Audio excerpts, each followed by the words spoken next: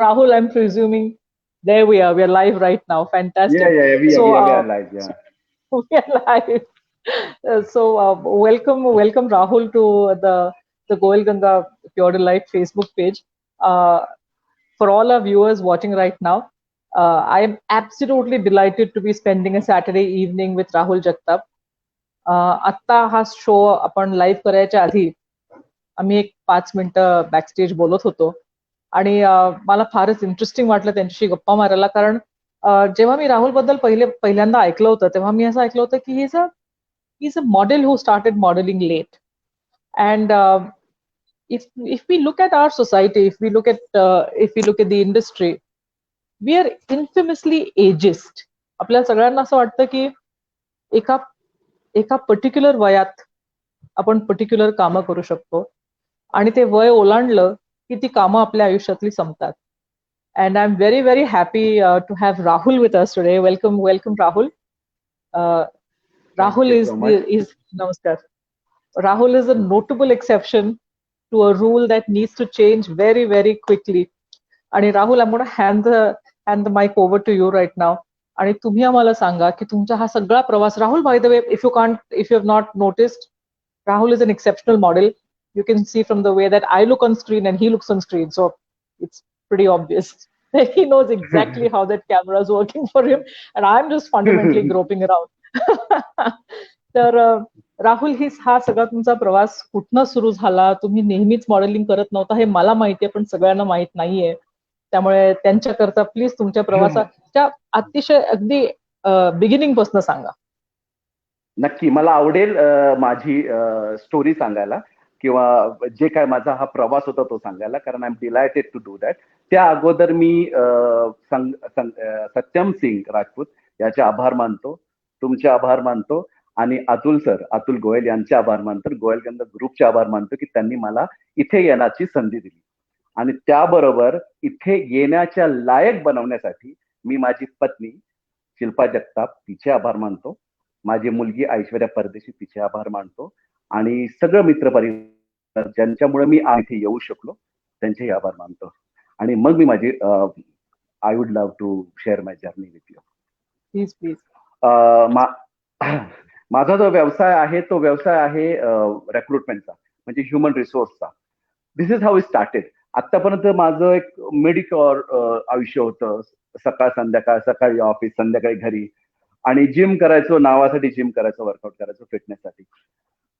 माझ्या सभोवताली as I mention her name Aishwarya परदेशी, अशा व्यक्ती माझ्याबरोबर काम करत होते जे व्हायब्रंट होते खूप.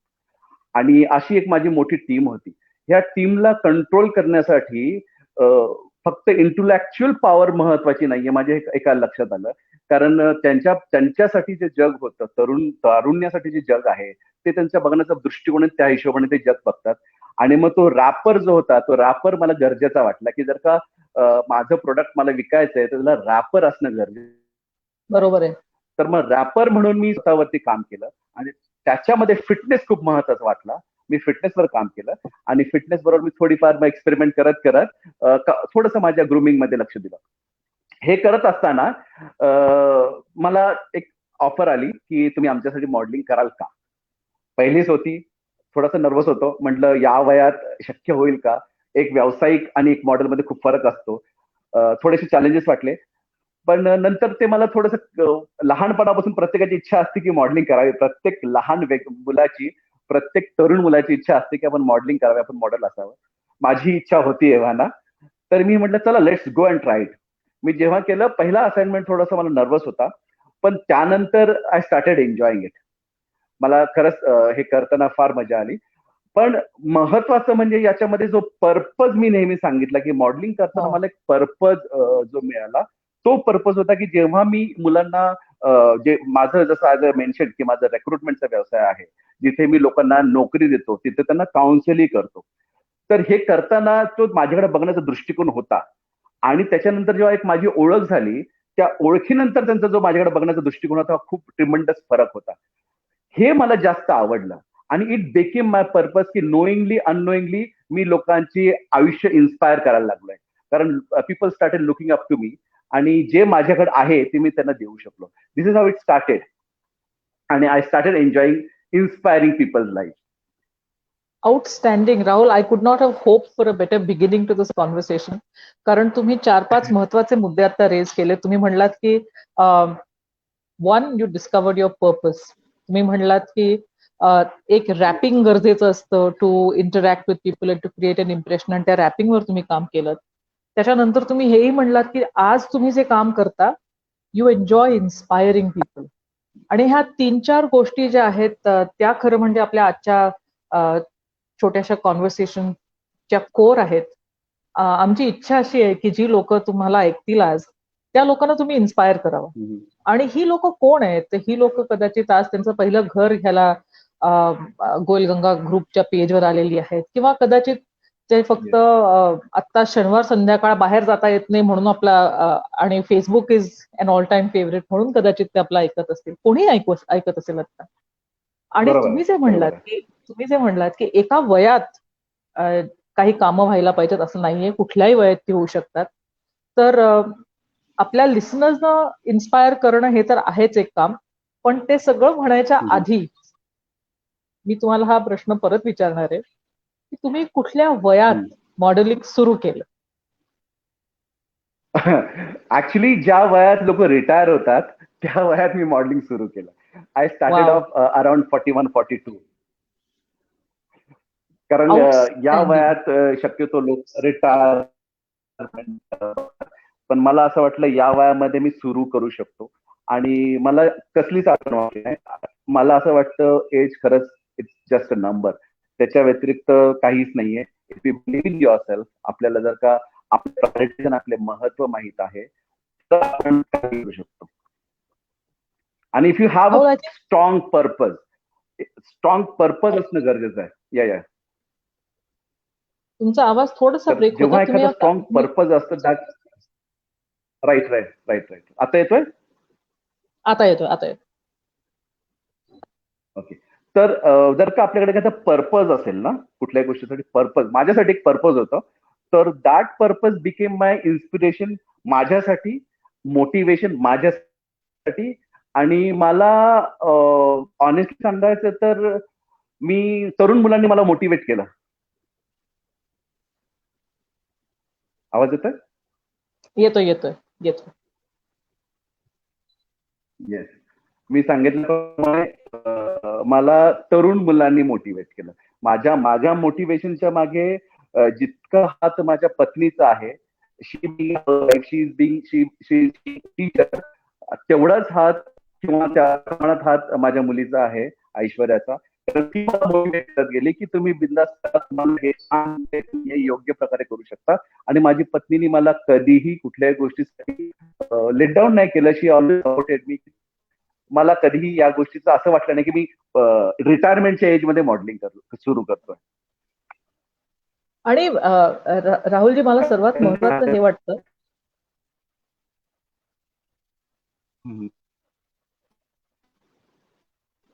राहुलजी मला आवाज येतोय तुमचा? Perfect. Yeah I can hear you. Perfect. For all the people who are listening to us, ये तो होता ही रहता है, ये तो टेक्नोलॉजी की बात है. पूना में बारिश का मौसम हो गया है थोड़ा सा, तो शायद कनेक्टिविटी के थोड़े से इश्यूज होंगे, लेकिन खैर उसको आप इग्नोर कीजिएगा, क्योंकि राहुल जी की बातें सुनना जरूरी है और वो इम्पोर्टेंट है, वो तो हम सुनेंगे. थोड़ा बहुत बीच में राहुल जी और मैं एक दूसरे से पूछते रहेंगे कि आपको मेरी आवाज आ रही है, और वो मुझसे पूछेंगे कि लीना हाँ आप मुझे आ रही है, आपको मेरी आवाज आ रही है. तो उतना ही होगा, उससे ज्यादा कुछ नहीं होगा. it's the way we live in the new normal now. उतनी एडजस्टमेंट, उतना तो एडजस्ट कर लीजिएगा. And that's the new normal. वो तो ये तो होना ही है. खैर, मैं ये पूछ रही थी, मैं ये कह रही थी कि ये जो आप कह रहे हैं कि यंग लोग आपको इन्स्पायर कर रहे हैं आणि लहान मुलांकडनं, तरुण मुलांकडनं तुम्हाला प्रेरणा मिळाली आणि प्रोत्साहन मिळालं, तुमच्या मुलीने तुम्हाला खूप प्रोत्साहन दिलं. तर ही जी तरुण पिढी आहे, मला ह्या तरुण पिढीबद्दल तुमचं मत जाणून घ्यायचंय, की कारण तुम्ही त्यांच्याबरोबर खूप काम केलेलं आहे. HR रिक्रुटमेंट एजन्सी असताना तुम्ही त्यांच्याबरोबर काम केलंय. अजूनही तुमची संपूर्ण इंडस्ट्री फक्त यंग मुलांनी भरलेली आहे. तुम्हीच एक अपवाद असाल कदाचित. तर आजची जी पिढी आहे आजची ही जी तरुण पिढी आहे तिच्याबद्दलचं तुमचं मत मला सांगा. तरुण पिढी तारुण्याने जेणे भरलेलं असतं ते प्रत्येक तरुण पिढी ही व्हायब्रंट होती. आत्ताची पिढी जास्त व्हायब्रंट आहे कारण यांच्याबरोबर टेक्नॉलॉजी आहे. मागची तरुण पिढी पण फार अग्रेसिव्ह होती, पण आता यांच्याकडे टेक्नॉलॉजीचा सपोर्ट आहे, त्यामुळे ते फार फास्ट आहेत. यांना कंट्रोल करणं खरंच कठीण आहे. स्पेशली आपण इंडियन आणि महाराष्ट्रीयन लोक. मी मराठी जाणून बुजून बोलतो कारण आपण महाराष्ट्रामध्ये आहोत. मराठी मी त्यासाठी प्रिफर करतो. तर ही पिढी, आत्ताची पिढी फार फास्ट आहे. यांच्याकडे त्यांच्या आयडियाज व्हायब्रंट असतात. They come up with something new every time. यांच्या बरोबर काम करण्यासाठी मला थोडंसं कठीण होतं कारण त्यांच्या लेवल नाही येऊन त्यांना समजलं. कारण बऱ्याचदा फिजिकल लेवलवरती नाही, मेंटल लेवल, इंटेलेक्च्युअल लेवलवरती पण ते बऱ्याचदा मला वाटले की फार माझ्यापेक्षा जास्त स्ट्रॉंग आहे. त्यांना त्यांच्या बरोबर काम करताना थोडंसं स्वतःला लेवल अप करावं लागतं कधी कधी. I completely agree with you Rahulji. माझी इंडस्ट्री सुद्धा जी आहे, मी ऍडव्हर्टायझिंग आणि ब्रँडिंग मध्ये काम करते, त्यामुळे सतत तरुण लोकांशी माझं काम असतं आणि त्यांच्या आयडियाज, त्यांच्या आयुष्याकडे बघण्याचा दृष्टिकोन फारच इंटरेस्टिंग आहे. पण हीच पिढी आहे जी समहाव आपण ह्या पिढीला असं मोठं केलं कि आपण त्यांना सांगितलं की भाई तू जब तेरा पहला पेचेक तेरे हाथ में आएगा ना तो वर्ल्ड टूर के लिए प्लॅनिंग शुरू करते. आणि त्यांची ही अशी स्वप्न रंगवली, आपणच रंगवली कदाचित किंवा त्यांनी स्वतः रंगवली. आणि अनफॉर्च्युनेटली 2020 मध्ये कोविड-19 आलं आणि त्यानंतर खूप बदल घडले. तर ह्या बदलांबद्दल तुम्हाला काय म्हणायचं? करेक्ट. आता सगळ्यात महत्वाची गोष्ट मला इथे नमूद करायची आहे की आत्ताची पिढी मॉडर्नाइज होण्याच्या नादात वेस्टर्नाइज जास्त होते. तर त्यांना हे कळत नाहीये, पैसे खूप मोठे येत आहेत आणि त्या पैशाचा वापर किंवा विनिमय कसा करायचा इथे ते थोडेसे कन्फ्युज आहेत. कारण तेवढ्या इतर फॅसिलिटीज अवेलेबल आहेत आपल्याकडे. तर बऱ्याचदा यांचा जो कल आहे तो पैसे खर्च करण्याकडे आहे. एक जमाना होता म्हणजे जेव्हा माझ्या तरुणपणे प्रत्येकाचं स्वप्न होतं, आमच्या पिढीचं एक स्वप्न असायचं की सगळ्यात पहिले घर पाहिजे, गाडी ही दुय्यम होती नेहमीच. अनफॉर्च्युनेटली आत्ताच्या पिढीला घराचं तेवढं महत्व नाहीये. त्यांना आजही घर रेंटल आणि कार मोठी हे स्वप्न जास्त. कार त्यांना प्रायोरिटीज बदललेल्या आहेत. अनफॉर्च्युनेट आहे, पण घराचं महत्व हे अधोरेखित केलंय ह्या लॉकडाऊननी की आता आपल्याला स्वतःचं घर किती महत्वाचं आहे. कारण या लॉकडाऊन मध्ये आता आपण पाहिलं तर कुठे जायचं नव्हतं, कोणीही आलं नाही, रिसॉर्ट बंद, हॉटेल बंद, नातेवाईकांकडे जाऊ शकत नाही. तुम्ही जास्तीत जास्त तुम्हाला ज्यांनी सांभाळ केला ते म्हणजे तुमचं स्वतःचं घर. तर घराचं महत्व हे ह्या लॉकडाऊनने अधोरेखित केलं आपल्यासाठी, या कोरोनाने अधोरेखित केलं आपल्यासाठी.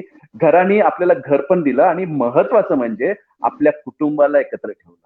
आणि जे कुटुंबाचं जे सहकार्य आहे, कुटुंबाबद्दल आपलं प्रेम आहे, हे या लॉकडाऊन मध्ये कोरोनामध्ये वाढलंय असं मला वाटतं. हे माझं पर्सनल मत आहे. Rahulji, I think you made a very very important point. आणि इनफॅक्ट मला तुमचं इतकं कौतुक वाटलं कारण मी तुम्हाला जेव्हा पहिला प्रश्न विचारला त्या पहिल्या प्रश्नाचं उत्तर देण्याच्या पूर्वी, त्याच्या आधी तुम्ही पहिले तुमच्या घरच्या लोकांचा उल्लेख केला, तुम्ही तुमच्या बायकोचा उल्लेख केलात, मुलीचा उल्लेख केलात. त्यामुळे एक कुटुंब एकत्र येऊन कुठले तुमचं जे आज सक्सेस आहे त्याचं श्रेय तुम्ही तुमच्या फॅमिलीला देताना तुम्ही बघताना मला इतकं आवडलं.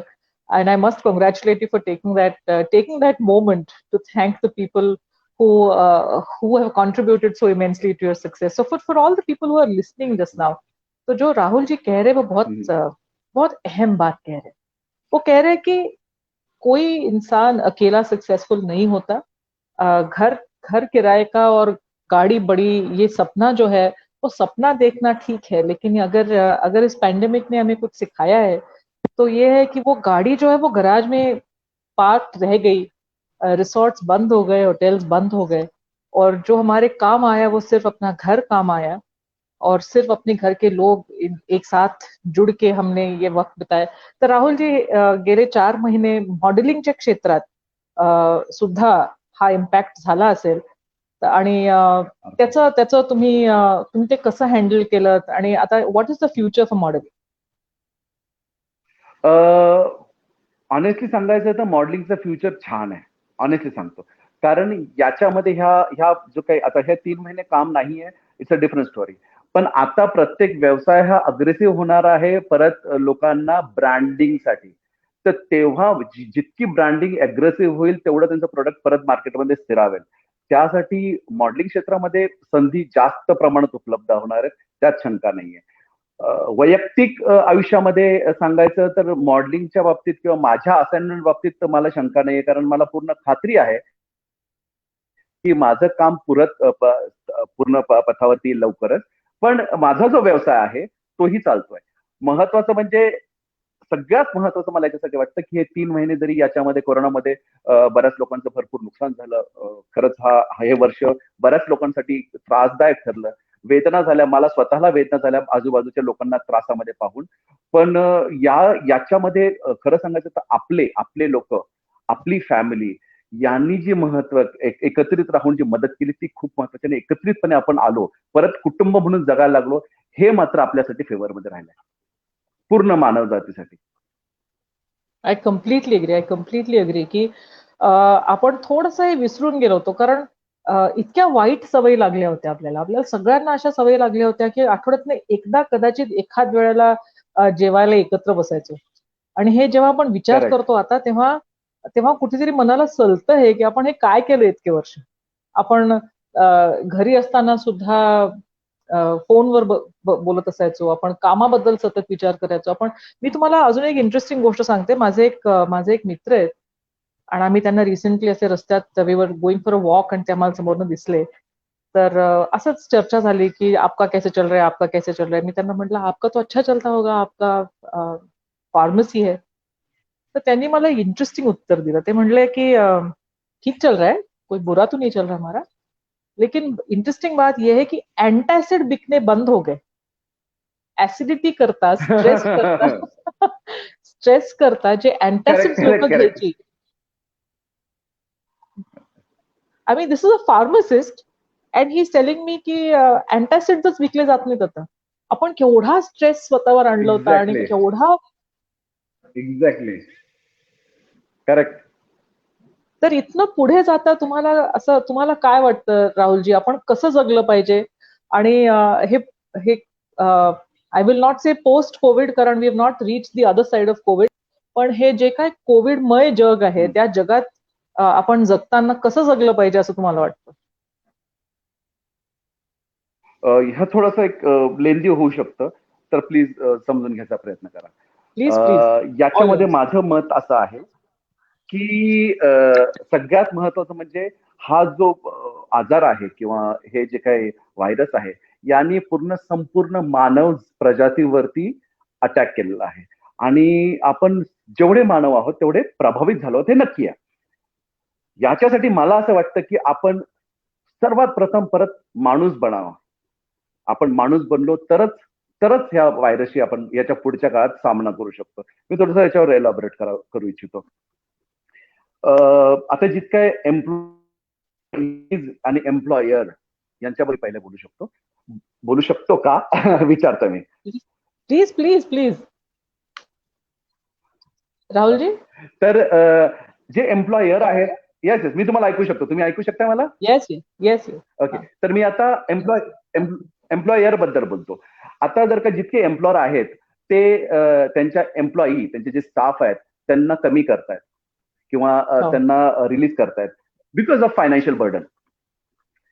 तर त्यांना माझं असं रिक्वेस्ट आहे की ज्या लोकांमुळे आपण आहोत, ज्या लोकांमुळे आपली ओळख झाली आहे, ते एकेकाळी आपली फॅमिली होते. आपली फॅमिली त्यांच्यामुळे बनलेली, म्हणजे जे कोण एम्प्लॉयर आहेत त्यांची जी काय फॅमिली आहे, जे काय त्यांची गाडी आहे, जे काय त्यांचा बंगला आहे, जे काय त्यांचा व्यवसाय आहे, जे त्यांचा बँक बॅलन्स आहे, त्याच्यामध्ये काहीतरी वाटा त्यांच्या एम्प्लॉईचा आहे आणि जास्तीत जास्त आहेत, काहीतरी नाही जास्त वाटा त्यांचा आहे. तर आजच्या काळात त्यांची जबाबदारी घेणं हे एम्प्लॉयरचं कर्तव्य आहे.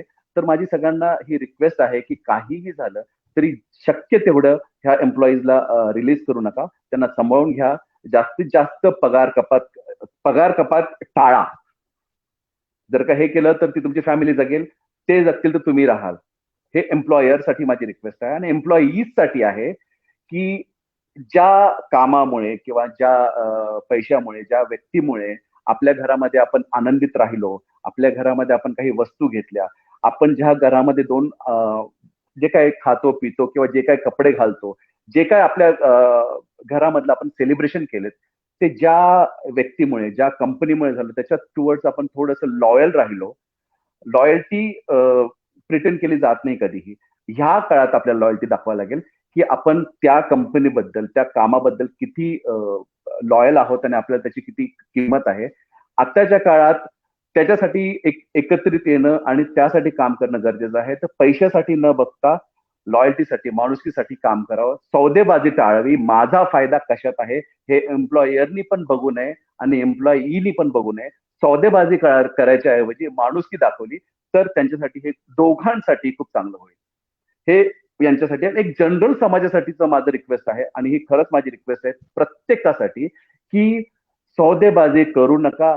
आता अशी परिस्थिती आहे, इलेक्ट्रिशियनला काम नाहीये तर लोक त्याला कमीत कमी किंमत मागून काम करून घेतात. काही इलेक्ट्रिशियन असे आहेत की आवाजवी किंमत मागतात. तर हे जर का आपण समजून घेतलं, इथे आपण ना जास्त किंमत मागितली आणि एखादी किंमत कमी नाही केली, समजून घेतलं एकमेकांना, तर हे आपल्या समाजाला फायदा होईल असं मला वाटतं. कारण हा माणुसकीचा विषय झालेला आहे. इथे सौदेबाजी जितकी होईल तेवढी टाळली तर सर्वांचं आपल्यालाच याच्यातून बाहेर येण्यासाठी सगळ्यांना मदत होईल. हे माझं वैयक्तिक मत आहे. राहुलजी, तुम्ही फार महत्वाची गोष्ट मला सांगितलं, आता आम्हाला सगळ्यांना सांगितली. I hope people are paying very close attention. कारण मी एक राहुलजींना प्रश्न विचारला होता की ह्या कोविडमय जगात आपण जगलं कसं पाहिजे, आणि त्यांनी आपल्याला सुंदर उत्तर दिलं. ते म्हणले की हे बघा, सौदेबाजी टाळा आणि माणुसकीचा धर्म पाळा. आणि ही जी माणुसकी आहे, आपण ह्या ह्या ह्या ह्या माणुसकीला आपण जर आपली प्रायोरिटी मानली, माणुसकीने जगण्याला जर आपण प्रायोरिटी मानली, तरच as a society we can survive. आणि and that brings me actually to the core of our discussion. Rahulji, आपण पर्पस हा विषय बोललो. पुढचे काही मिनिटं मी तुमच्याशी प्रायोरिटी हा विषय बोलणार आहे की जर तुम्ही आता फॉर एक्झाम्पल फारच इंटरेस्टिंग म्हणलात की जे एम्प्लॉय आहेत त्यांनी आपल्या एम्प्लॉईजना प्रायोरिटी मानलं पाहिजे. जे एम्प्लॉई आहेत त्यांनी त्यांच्या कामाला प्रायोरिटी मानलं पाहिजे. हे शब्द जरी तुम्ही वापरले नसतील तरी मी तुमच्या वतीने वापरते की that is what I understood of what you were बरोबर सेइंग. आणि बरोबर आहे. तर आपण कारण काय झालंय ह्या कोविडमुळे, आपल्या सगळ्यांच्या प्रायोरिटीज ज्या असायच्या एकेकाळी त्या सगळ्याच सडनली बदलल्या आहेत. म्हणजे ज्या ऍव्हरेज स्टुडंटच्या एका ऍव्हरेज स्टुडंटच्या प्रायोरिटीज असायच्या की मला लवकर सकाळी उठून ह्या 2 क्लासेसनं जायचं, त्याच्यानंतर शाळा आहे त्यामुळे पूर्ण बॅग भरलेली आहे, त्याच्यानंतर परत संध्याकाळी येऊन टेनिस खेळायचं, त्याच्यानंतर होमवर्क करायचं, त्याच्यानंतर झोपायचे. हा ऑगस्टचा महिना आहे.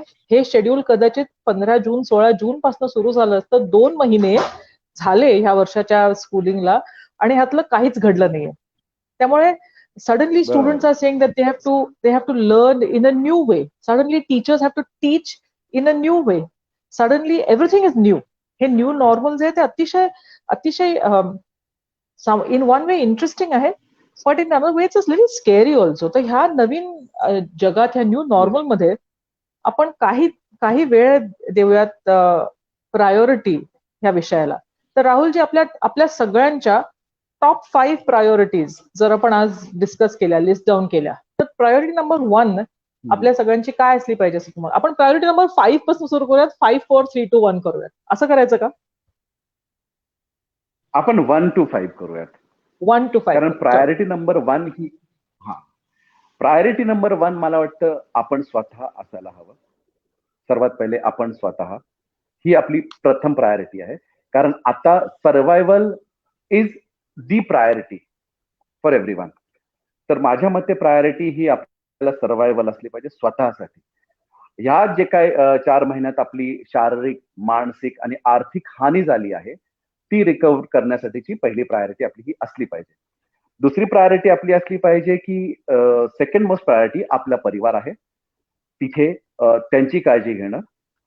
कारण आपल्या आजूबाजूला आपले नातेवाईक किंवा आपले मित्र परिवार यांचीही देखील हानी झालेली आहे. तर ती आपली सेकंड प्रायोरिटी पाहिजे. थर्ड प्रायोरिटी माझ्या मते आपली सोसायटी असली पाहिजे, कारण ज्या सोसायटीनी आपल्याला बनवलंय, ज्या सोसायटीमुळे आपण आहोत, सोसायटी म्हणजे समाज अर्थात, तर ज्यांच्यासाठी ज्यांच्यामुळे आपण आहोत त्यांच्या प्रती म्हणजे सोशल रिस्पॉन्सिबिलिटी घ्यायला हवी. त्या सोशल रिस्पॉन्सिबिलिटीमध्ये बरेचसे अनेक पॉईंट येतील, ते आपण नंतर डिस्कस करू शकतो. आणि चौथी प्रायोरिटी म्हणजे आपलं करिअर. आता हे मी हे एरवी मी पहिल्यावरती ठेवतो, आता हे चौथ्यावरती आलेलं आहे की करिअर जे आहे त्याच्यासाठी विचार करायला हवे. 4 नंबरवर येण्याचं कारण कारण याच्या अगोदरचे जे आहेत ते माणुसकीच्या खात्यात येतात, कारण माझ्या मते माणुसकी प्रथम आली पाहिजे, त्यामुळे ते बरोबर. पहिले येईल आणि चौथ्या नंबरवर आपलं करिअर येईल. करिअरवरती लक्ष दिलं पाहिजे. पाचवं म्हणजे पाचवी priority would be anything of your interest, hobby, जिथे which makes you happy. That would become your fifth priority according to me. Okay. So Rahulji, let me talk to all our viewers right now. We've got a lot of viewers. आणि मला हे सांगावंसं असं आवर्जून सांगावंसं वाटतंय की परत there has been an extremely enlightened point of view that Rahulji has put in front of us. ते म्हणले की आजच्या जगात आपली पहिली प्रायोरिटी आपला स्वतःचं वेलबिंग असलं पाहिजे, आणि हे फार महत्वाचं आहे, कारण जे you cannot give what you do not have.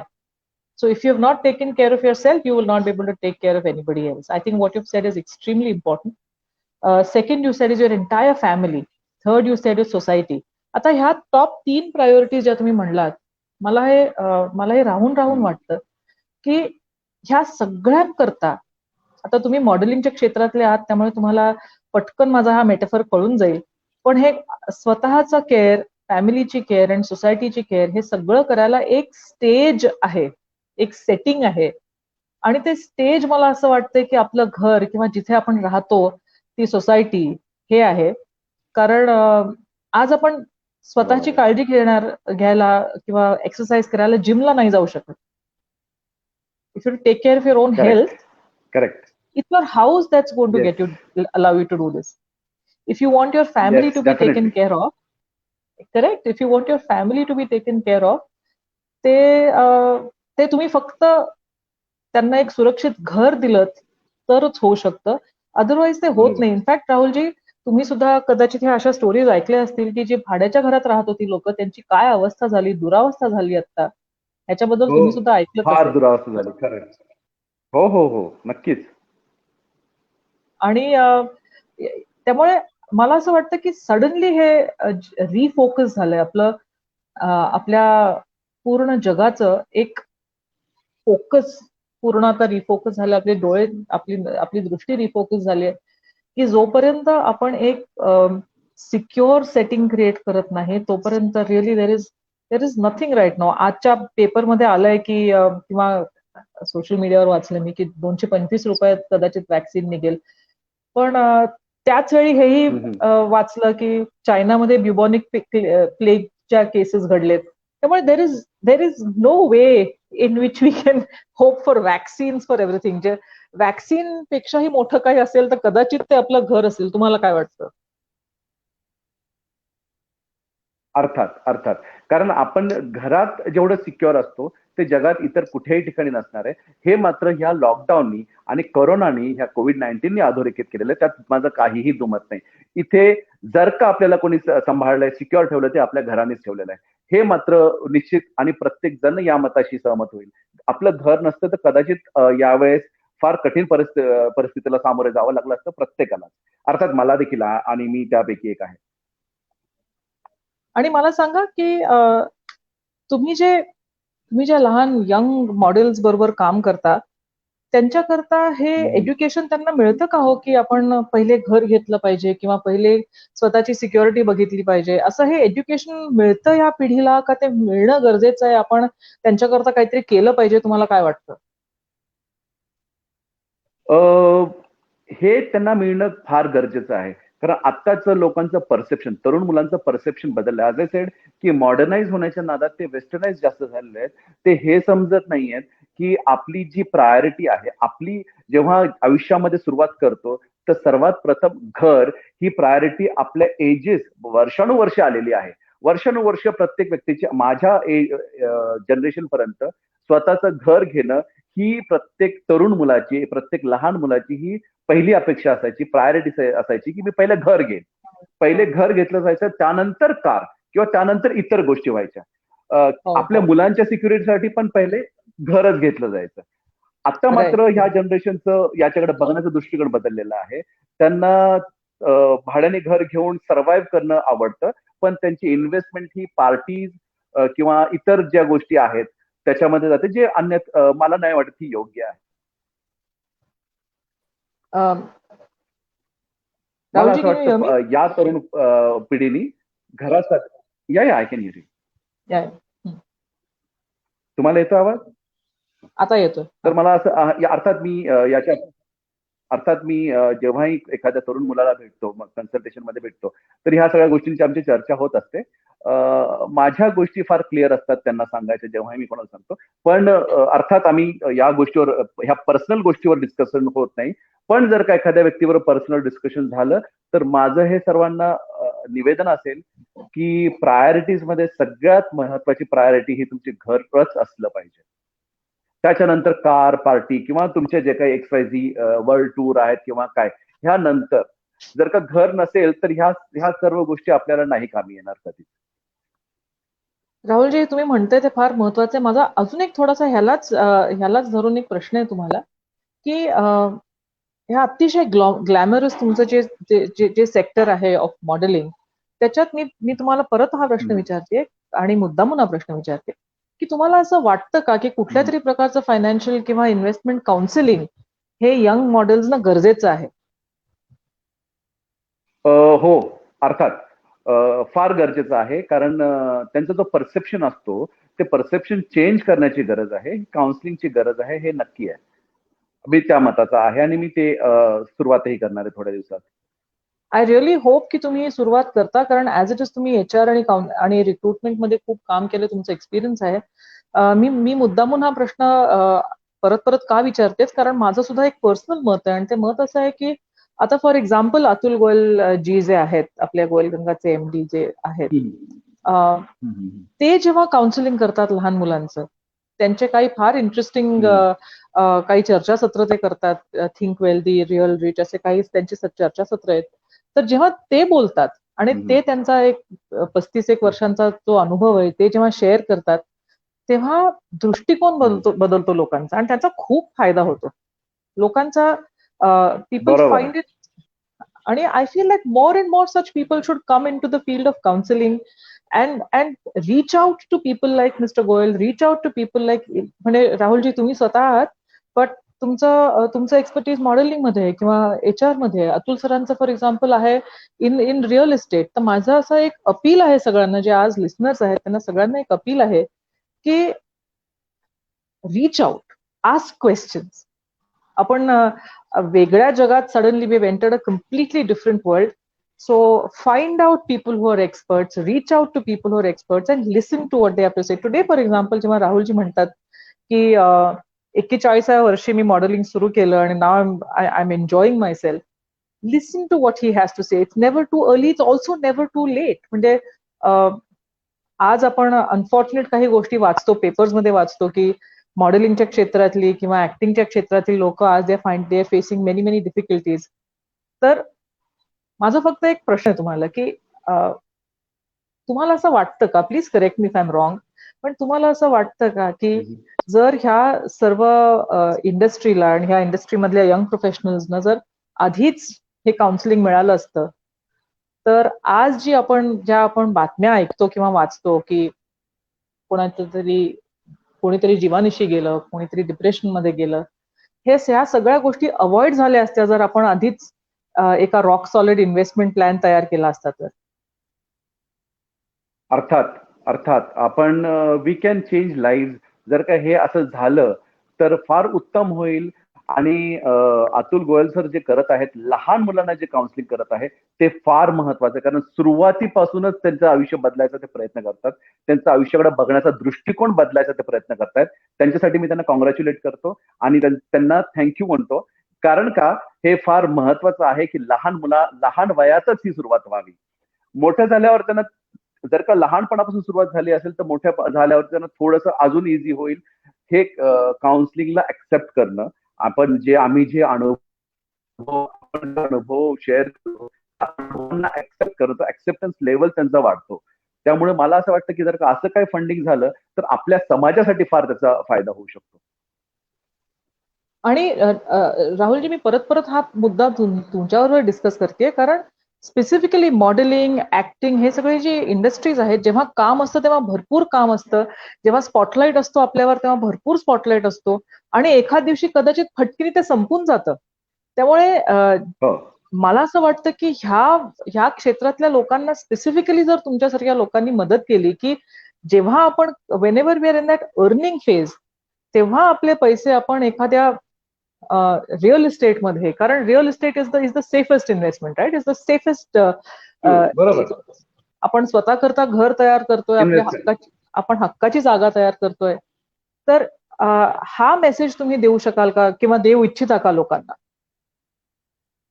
अर्थात मी फॅशन इंडस्ट्री किंवा इतर ह्या फॅशन इंडस्ट्री किंवा जी कुठली लाईमलाईट इंडस्ट्री फक्त याच्याबद्दल बोलणार नाही, तर मी सर्व तरुण मुलांना किंवा एव्हाना सर्वांना मी आवाहन करेन की आपली ही इन्व्हेस्टमेंट आहे किंवा आपली जी प्रायोरिटी आहे, जेव्हा इन्व्हेस्टमेंट म्हणून आपण बघतो तेव्हा ती घर ही असायला हवी. कारण घर नसेल तर इतर आजही जे कोविड-19ने आपल्याला अधोरेखित केलंय, घराचं किती महत्व आहे. पण प्रायोरिटी ही नेहमी घरामध्ये इन्व्हेस्ट करणं जास्त सोयीस्कर पण आहे आणि सिक्युअर्ड पण आहे. हे मात्र मी सर्वांना अपील करू इच्छितो, ज्यात दुमत नाहीये. आणि मला नाही वाटत यावरती कोणाचंही दुमत असेल. मला अगदी तुमचं म्हणणं पटतंय की ही प्रायोरिटी आपली असलीच पाहिजे. आणि पर्सनली मी तुम्हाला सांगते की it is so difficult to read these pieces of news. Young people, 25-35-year-old young people facing tough times, being depressed because the glamour industry, fashion industry, event industry is going through tough times. आणि हे tough times येत राहणार. In fact काल परवा आपल्या पेजवरती आपण असंच एक सेशन केलं होतं, आणि तेव्हा मिश्राजी होते, आणि ते अतिशय इंटरेस्टिंगली आम्हाला म्हणत होते की सीझन्स असतात, आणि वर्षामध्ये जर 3 ऋतू असतील तर आपल्या आयुष्यात सुद्धा हे ऋतू येतात जातात, आणि हे अप्स अँड डाऊन्स होतच राहणार. सिक्युअर इन्व्हेस्टमेंटमध्ये, सिक्युअर रिअल इस्टेटमध्ये आपण स्वतःला किंवा स्वतःच्या रिसोर्सेसनं गुंतवतो, तेव्हा कुठलाही अप्स अँड डाऊन्स आपल्याला घाबरायची गरज पडत नाही, आणि वी आर कॉन्स्टंटली सिक्युअर्ड. त्यामुळे all the young people who are listening to Rahulji, please listen carefully to what he has said, की स्पॉटलाइट आपल्यावर केव्हा असेल केव्हा नाही याचं काही आपण सांगू शकत नाही. वेळ, जमाना, कोविड काय, त्याचा काही आपल्याला भरोसा नाही. पण जे आपलं हक्काचं घर असतं, जे आपलं स्वतःची वास्तू असते, ती नेहमी आपल्याबरोबर राहते, नेहमी साथ देते. आणि that I think has been an important message coming from you, Rahulji. We are running out of time. We are already 30. I can't believe it, but we are already 38 minutes into our conversation. मी 40 मिनिटं घेतली होती राहुलजींची आज, त्यातली 38 मिनिटं already गेलेली आहेत. त्यामुळे शेवटच्या 2 मिनिटात राहुलजी, की तुमचा सर्वात इंटरेस्टिंग 2 गोष्टी, तुमचे आतापर्यंतचे मॉडेलिंग मधले सर्वात इंटरेस्टिंग अनुभव, आणि तुमचा सल्ला for the people who are listening to us today. Interesting each and every assignment I did. मी जे काम केलं म्हणजे उभा राहण्यापासून तर शेवटपर्यंत, म्हणजे पॅकअप पर्यंत, ते सर्व इंटरेस्टिंगच होतं.